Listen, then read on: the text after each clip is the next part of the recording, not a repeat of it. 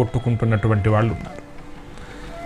ఎంతటి అల్ప సంతోషులుగా ఉన్నా ధనము వల్ల వచ్చేటువంటి ఇబ్బందిని పొందుతున్న మనిషి యొక్క ప్రయాణము, మనిషి యొక్క పరుగు, మనిషి యొక్క జీవితాంతపు యొక్క లక్షణం మాత్రం డబ్బును సంపాదించడమే. మరి చాలా ధనం సంపాదించామండి, ఆ ధనము మా ఇంట్లో స్థిరంగా నిలబడడం లేదు అని చాలామంది అనుకుంటారు. అనుకుంటూ కూడా ఆ మార్గంలో డబ్బు సంపాదిస్తారు. కొంతమంది నోటి వెంటనే వచ్చేటువంటి మాట దరిద్రాన్ని పొందుతున్నాం, దరిద్రం పట్టినట్టు పట్టింది అని అంటుంటారు ఆ మాట వరుసకు వచ్చినప్పుడు. మరి దరిద్ర లక్ష్మి అని కూడా కొంతమంది శబ్దాన్ని వాడుతూ ఉంటారు.